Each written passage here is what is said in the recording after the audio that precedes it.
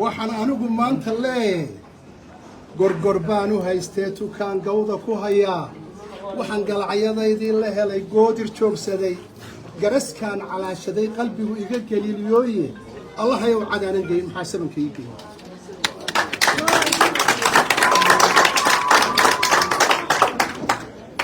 siyaasaddu waa go'aan qaadasho iyo geesinimo maaha haddaad wax diiddo inaad cad qaydhin calooshaada u qariso waxaan ahaa aasaasayaashii xisbiga kaah afarta xarafee kaah waxaan ahay odaygii bixiyey waxaan ahay odaygii buddiga u ahaa xisbiga waxaa igu labaynayey maxamuud xaashi waxaana soo saddexeey oo na soo afreeyey khadre xaaji geydh iyo cabdilaahi habani سعيد علي ريجل أحمد علي بيله رج أن ما أنت هل كان كم وغن حسب جنا هو هاد دبوا وما أنت عن بدي تحكي شوقي هلا يا أنا أنت يدي قلت بيسوي وين هتارو ما تتكلم علي سعيد ريجل بقى مكان أحمد علي بيله بقى كتير يسعسله سعيد سليمان بيسك عسله عبد الله بري كسر كذا يسك عسله عبد الناصر بيسك عسله قريقان كي هو جان كي بنكابله nin weyn oo ag joogaa maanta waa mid iyo laba xisbigayagii intayadii ugu dambaysayna waa taa maanta ka soo dhaqaaqday waxay isweydiin lahayn maxay arkeen waxaanu aragnay beeni qaaman baanu aragnay beeni qaaman ayaanu aragnay waxaan ahaa odayaashii aasaaska u ahaa in badan qof waliba marka uu xisbi galaya ama uu aasaasayo kolley ujeedooyin buu ka leeyahay ninkaanu saaxiibka ahayn een maanta kala soconayno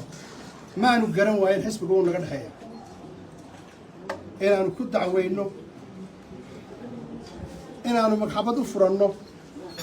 inaanu isqabsanno waxaanu ka door bidnay maadaama aanu naqaano aanu aragna shaksiyadda maxamuud xaashi inaanu anagu faraha ka laabanno waxaan aad iyo aada ugu celceliyaa maxamuud waynu ka aarsan layneen waxaynu samaynaynaa deegaan qurux badan iyo dad wanaagsan buu ka soo jeedaa intuu inaga hor keeni lahaa innagu aynu tanaasulno oo si kale iyo weji kale waad ogtay deegaanmaynu cid kale yaanu ina cunsiinin cid kale waraabo waxaan in badan laygu celcelinayay aamin markaanu aasaasnay xisbiga ee urur la yidhaha Somaliland United Group baan anigu sameeyey isagoon maxamuudna samayn cid kalena samayn dadkii ugu horreeyay baan Somaliland United Group sub dubay wigala soo hadlay wuxuu yidhi adna isbixin maysaan isbixin maayo aynu wada samaysano xisbi waxaan ka tanaasulay ururkaygii aan sameynay waxaan ku midownay kaah baan sidaa ku wada samaynay annagoo structure-ka waxaan ugu talagalnay vertical gudoomiye ku-xigeen iyo gudoomiye mid saddexaad iyo mid afraad duway baan tegay 21 cishoon ka maqnaa ayuu xagga kale u rogay uu ka dhigay horizontal ilka dameeraad siman oo anigana ay dhex dhigaysna uu safes ka dhigay waan soo noqday waan naloo garqaaday maxaa kugu kalifay waxaan isku ogay maxamuud waa la mari waay waxaan ku dhilayna maqli baa in laba nin oo weel gacanta wada geliyo walaalaa baynu haynay haddaad garatay anoo maqan inaad khiyaamayso waan ka tegay xisbiga ee ururka sanadii dheerad baan ka maqnaa intaaba way daba socday sucaal carmiyaa laga hayay ina xashuu iga hadhi waaye mudduu daba socday erge kasta ay soo diray xaramkaa laygu qabtay maalinta xaramka ilaahay dartii baan u yeelan oo ogolaaday waa sababtan hogaamiyaha ku noqdo waan diiday shantaa guddoomiye ku-xigeenee sano hogaamiyana waa garanaysaan waa ninka ku xiga guddoomiyaha xisbiga muddaanu ku shaqaynaynay waxay igu batay dadkii yaqaanay maxamuud wax ka qoro maxamedoo wax qoro wuu diiday saaxiibkay inuu wax ii qoro aan wax kala qoranno miyaanaynu saamisanayn waar ummaddii waxay leedahay wax kala qorto maalmaha ka mid ah xaramka cimro socon aan isu raacnay waxaanu ku ictikaafnay xaramka gudihiisa waxaanu ku tukannay casar iyo duhur iyo maqrib iyo cashar markuu kacaya baan ku yidhi maxamuudow jilbaha dhulka dhig waynu mubaayacoonayna waynu ilaahay baan nagu saddex ahaa yacni aanu isgelinay waanu isdhaarsannay waxaan isku dhaarsanay inaan ku dhiso guddoomiyaha xisbiga musharaxa xisbiga iyo madaxweynaha mustaqbalka saddexdaas aan ku dhaartaan wuxuu ku dhaartay inuu igu dhisayo guddoomiyaha koowaad xisbiga wuxuu ku dhaartay inaan dhaxalka xisbiga hadhow markuu musharax noqdo anu aan la wareegin saasay ilaahay nagu ogaa waanu ka nimi kiiba maaha warwareeg waa kii xogayaashu ergada galay bartanka caddaynaya habeenkii ugu dambeeyey 10 iyo 10 baan isugu nimi war waxaad leedahay maaha waxaynu wada leenahay halkaas soo dhig waa u taagweyne saaxiib waa xiisoola siyaasiya ninka xaramka ilaahay ku dhaartay inuu heshiis ku galeen markii labaaday marka horena ku dhaartay markii labaad waxaanu leenahay ballantii ilaahay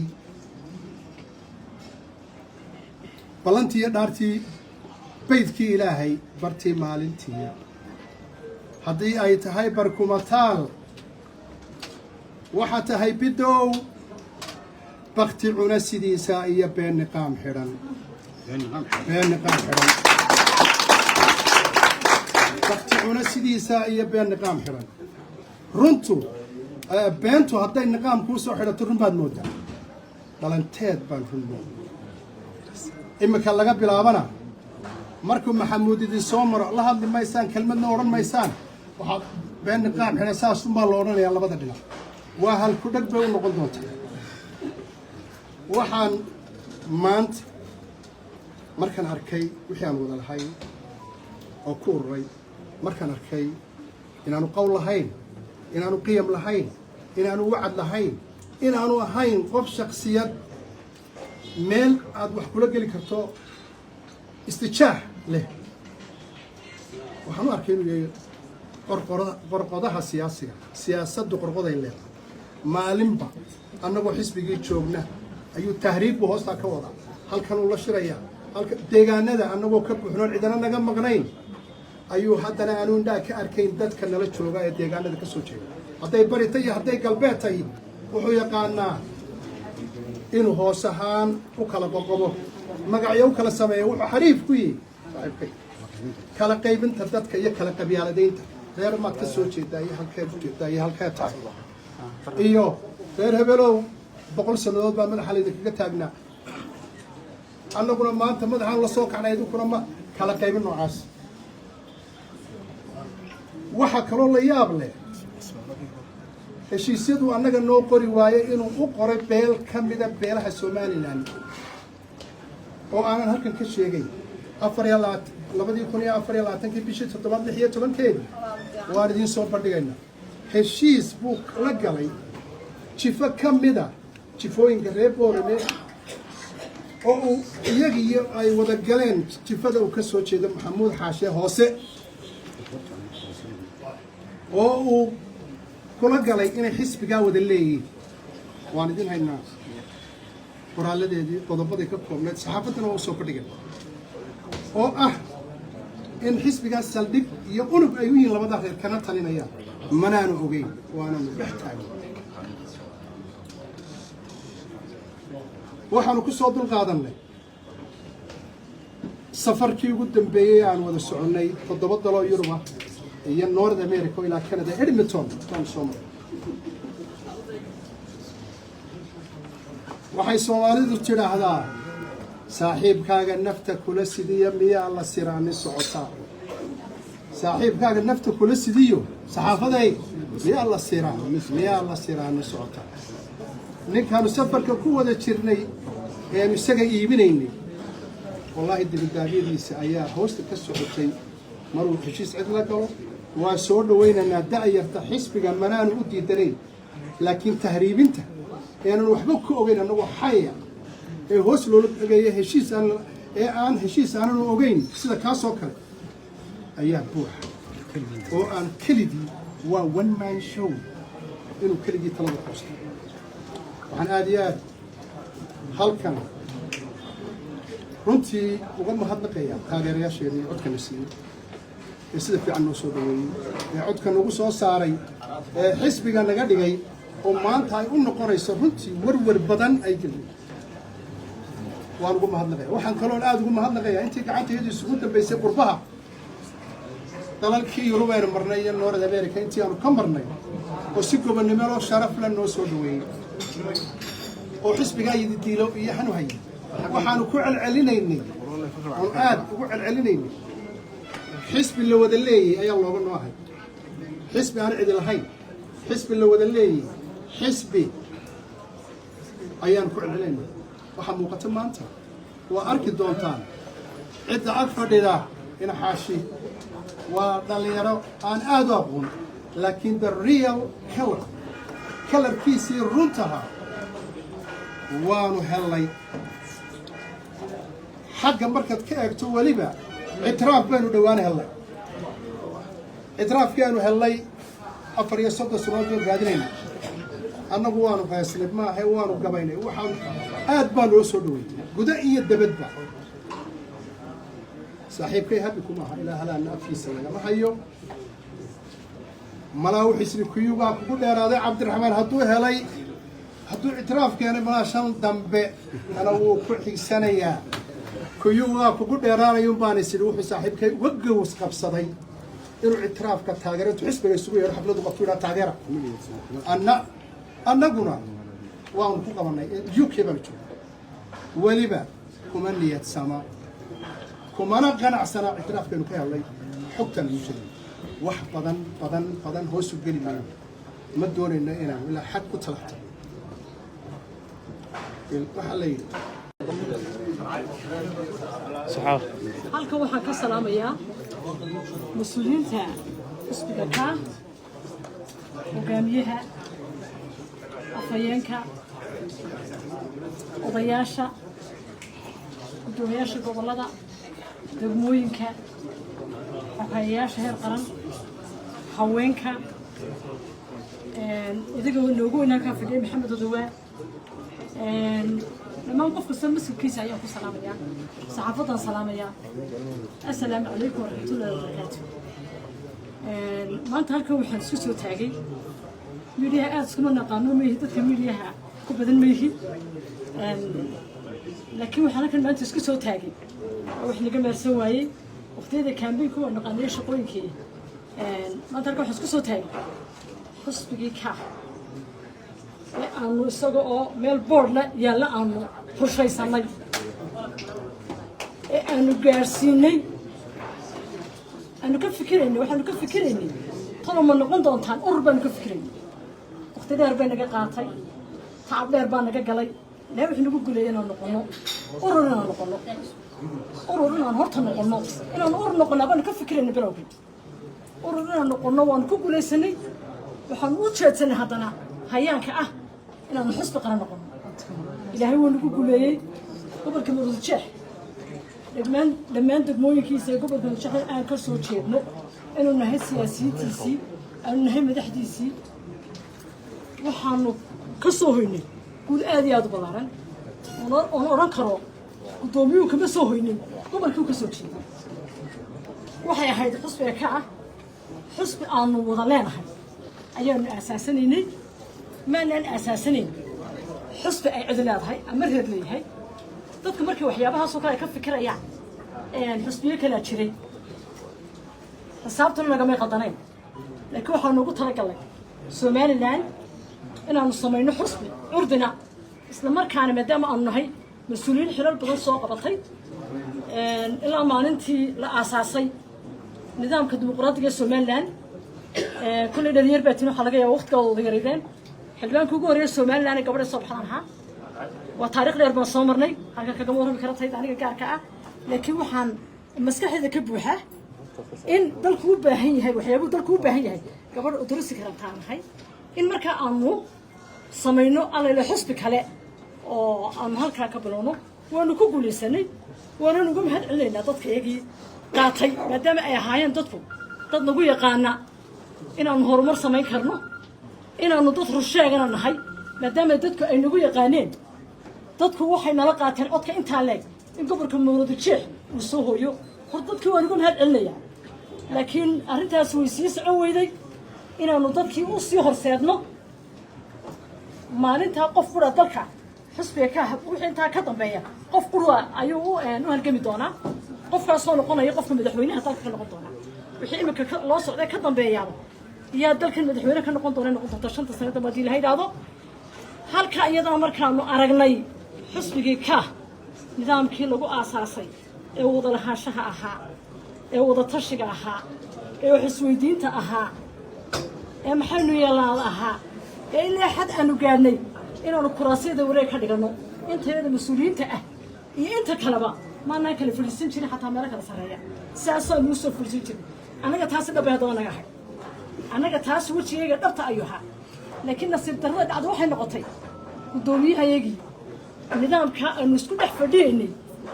ee aanu ahayn dad reer kaahlaydaa annaan ahayna dad kale ah xusbiyo dad qabiilooyin kale ah annaan ahayn waayo barbaarkayga hore wuxuu ahaa berigii la asaasaya kulmiya maadaama xildhibaanadii koowaad ka soo baxay ahaa reernimo kuma raacin berigaaba xusbiyadu badan reerna way ahayn aragti baan ku raacay aragtidii ugu horreysay ee xusbigii kulmiya bilowgay ahaa hadda kulmiya 2 jeer buu ahaay waanu ku faa'iidnay dalkuna wuu ku faa'iiday waana laga baxay nidaamka qabyaaladda waxaan lahayn markaa nidaam kale isaguna kasii wanaagsan maanta aad sii samaysaa arrintaas waxay ku biyo shubatay in xusbigii ka wejigiisii dhabta ahaa uu guddoomiyuhu noola soo baxo anuu waxaan ahaa gabadhay wada shaqaynayn madaxtooyada dadka aad baan uga aqoon badanahay kuna talax tegi maayo aadna intaa ugu dhaafin maayo laakiin waxaanu nahay dee dad soo wada shaqeeyey xaqiiqdu ma dhammaato siyaasadduna ma dhammaato ujeedana in badan baa laaban dadka qaarna intii lagu yaqaanay unbay iska yidhaahdaanoo anu saa unbaan iskaga taagan maanta wax diidayana digrata madaxweynahan diidoon iska casilay tuumu sabixiigu magacaabay waan iska diidaawey haddaan wax raacana bilaa shuruud baa iska raaca arrintaa guddoomiye wejigiisii dhabtaabuu noola soo baxay wuxuu ka dhigay xusbigii ka mid inta joogta ee gudaha iyaga joogtaana ay naga xigsato oo aad moodo inay iyagu si gaari u leeyihiin anuu reeraha magaca dhabi maayo laakiin Soomaaliya xisaabta way garanaysaa inay naga yar leeyihiin annaguna waxaan islahay kanaad yeelanaysaan waxaan doonaynaa xusbi waa maxay waxaan loo dalay xusbinimo ma hareernimo waa ku kastaba qabiil buu ka soo jeedaa qabiilkayga aniga igama qaldana gobolada ay ka soo jeedaan igama qaldana laakiin waxaan doonaynaa dee xisbi baan doonaya oo dhadhaminaya nidaamka xisbiga dadka inta badan siyaasadda xelalka ka rabaana meelaha xukuumadda ka bilaabo weligaa xisbi baan ka bilaabaano asaasayaashii kulmiyuun baan ahaa asaasayaashii kaana waan ahaa ujeeddadaasna waxay tahay maadaama aanan hayno dee taariikhda kolley dhalinyar baa tiri garanaysana xaajigeena ka soo jeedo mayhi gabadh wax ay u baahan tahay ayadiin baan ahay ujeeddadeedu mar walba waxa weeyaan dalka sideebaa isbeddel loogu keeni dalka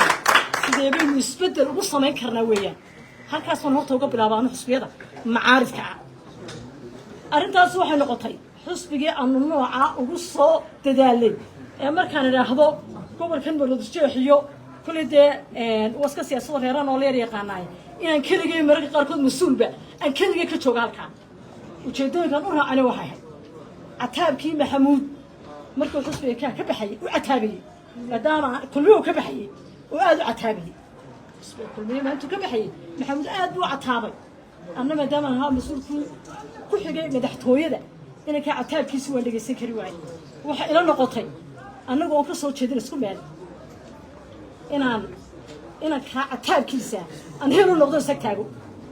laakiin maa filayn umana fadhiyin halkii noocaa ahayd ayaa la iska yeelan doonaa oo talada xusbiga aan lahaa waad aasaastay ayaa reernimo inaan siyaasaddaba ku jirin oon taladaba ku jirin oo aanaan garanaynin ay talada iyagu yeelan doonaa annagana sawirka inaan ala galo idhaa kaale maanta sawir baa jire idigu yeeri doonaa mareemanaa filayn arrimahaasi markii ay soo baxeen ay noo caddaadeen wejigii dhabtaana maalintii aanu xusbiga ka lagu dhawaaqay oo soo baxay tacab aad u badan baa naga galay aad u badan baa naga galay codkaanu keenaalka waxba ka sheekaynayno nagaa sheegnayba waxaanu markaa islahayn wallahi meeshaasi meel dhayan laga dhaqaaqa maahee berri uunbay si uu noqon ya oo maalin unbay isbeddel ay iman doonaan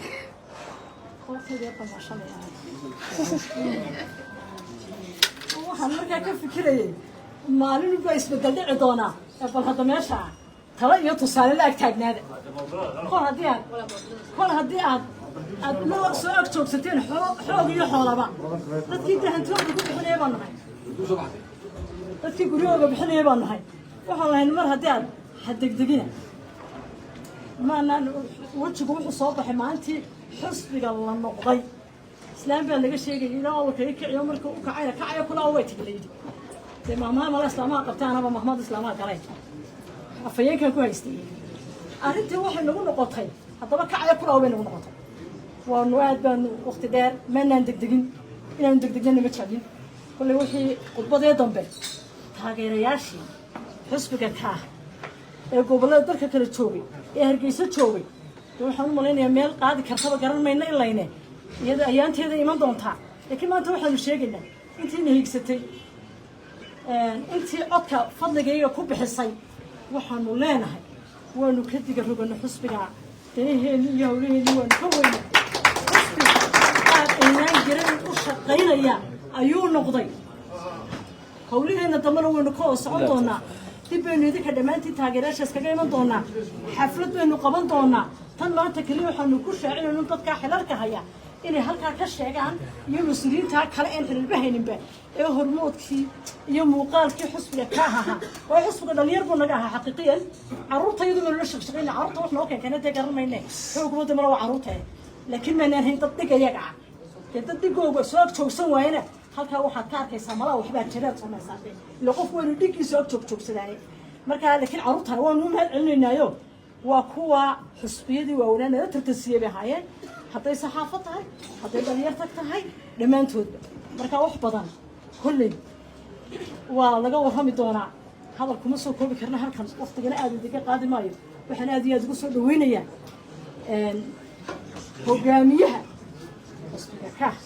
ayaan ku soo dhaweynaya leeyahay waxaan halkan ka iclaaminayaa maanta oo ay bishu tahay 12 inaan gebi ahaanba iska casilay anigoo ku niyadsan oo ku faraxsan xisbigii ka maanta oo ah maalin axada bishii afraad 12keedii waxaanu madashan isugu nimid annagoo ah miidii iyo madaxdii iyo qoorweyntii xisbiga mucaaradka ah ee ka oo uu nagu hogaaminayo hogaamiyihii xisbiga maxamed ibraahim aadan qabyo tire xogayihii guud ee xisbiga oo ahayd mashiinkii xisbiga marwe khadre xaaji gaydh anigoo ah afhayeenkii guud ee xisbiga mucaaradka ah ee ka maalmo badan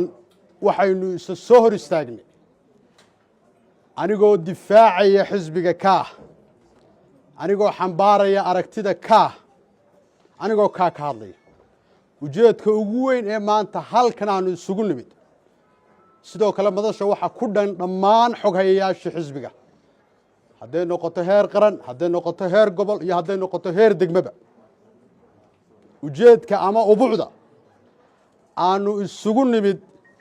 maanta ee shirkan jiraayad aanu ku bayaaminayno ama aanu ku iclaaminayno waxa weeyaan ubuucdiisu inaanu shacabka Somaliland u bayaamino warweyn oo ay maalmahanba naga filayeen inaanu bulshada la wadaagno maadaama aanu nahay ama aanu ahayn kaadirka xisbiga aad baan marka hore ugu faraxsanahay uguna niyad samahay madashan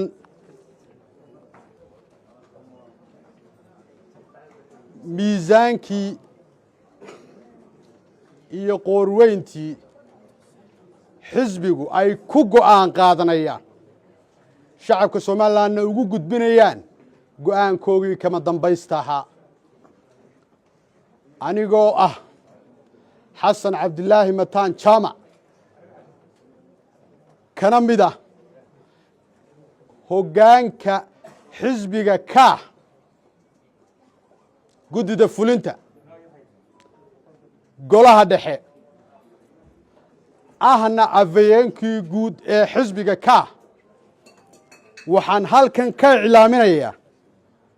maanta oo ay bishu tahay 12 inaan gebi ahaanba iska casilay anigoo ku niyadsan oo ku faraxsan xisbigii kaah maanta laga bilaabo inaanan ka mid ahayn xisbigii kaah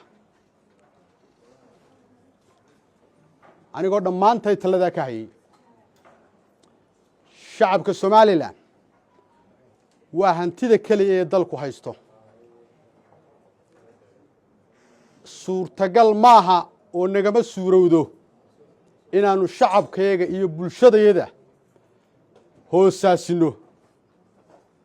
nagama suurowdo inaannu shacabkayaga iyo bulshadayada u qarinno digo dambe suwan muddo dheer oo aannu la soo marnay xisbiga kaah halgan dheer ururnimadiisii oo tacab badan iyo tamar badan iyo maskax badan iyo juhdi badan naga galay waxaa noo soo baxday xisbigu ururku markii uu xisbi u gudbay inuu xisbigii kaah ka baydhay jihadii lagu yaqaanay xisbinimada shacabka somalilan waxay maqlaan magaca kaah laakiin xisbigu gudihiisa maanta waa skeleton ama waa qalfoof weeya magacuun baa sii jira waxaa nasiib daraa xisbigii aanu doonaynay inuu bedelo xisbiga maanta talada dalka haya inuu waxa weeyaan noqday dhicis aan tahli karin ama aan awoodi karin inuu fahmo hoggaankiisu gaar ahaan guddoomiyaha xisbigu macnaha xisbinimadu leedahay